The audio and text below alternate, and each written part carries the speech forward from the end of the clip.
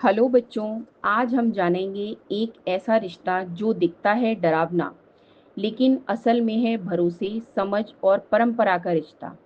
हाँ, हम बात कर रहे हैं सपेरों और सांपों की दोस्ती के बारे में।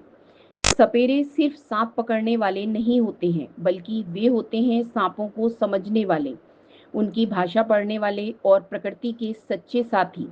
सपेरे बचपन से ही जंगल में जाते हैं, सांपों को देखते हैं, उन्हें पहचानते हैं कि कौन सा सांप जहरीला है, कौन सा नहीं, किसे छूना सुरक्षित है और किसे नहीं। उनकी कोई किताब नहीं होती, ना ही स्कूल की डिग्री, लेकिन फिर भी उन्हें होती है सैकड़ों सांपों की जानकारी। सपेरे बताते हैं, हमें सांपों से डरते नहीं, बल्कि उनसे बात करते हैं। हम उन्हें मारते नहीं, बचाते हैं। सांपों से कैसे बनती है पहचान? हर सपेरे का एक अलग तरीका होता है। कोई सांप को ध्यान से देखता है, कोई उसकी आंखों की चमक से पहचानता है और कोई उसकी आवाज या हरकत से जान जाता है कि वो क्या सोच रहा है। सपेरा और सांप दोनों जैसे एक दूसरे की भाषा समझते हैं। बीन की धुन और सांप का नाच।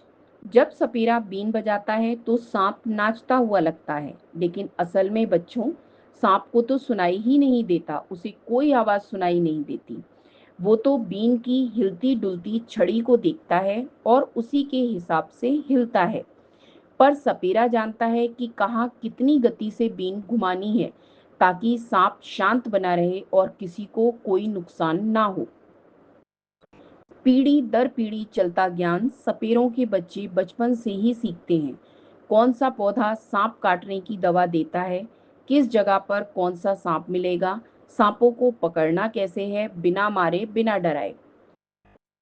एक दूसरे का सम्मान। सपेरा कभी सांप को अपना दुश्मन नहीं समझता, वो उसे प्रकृति का साथी और कई बार परिवार का हिस्सा मानता है। कुछ सपेरे सांपों को रखते भी नहीं हैं, उन्हें जंगल में पकड़ते हैं, दिखाते हैं और फिर वापस छोड़ देते हैं। सीख।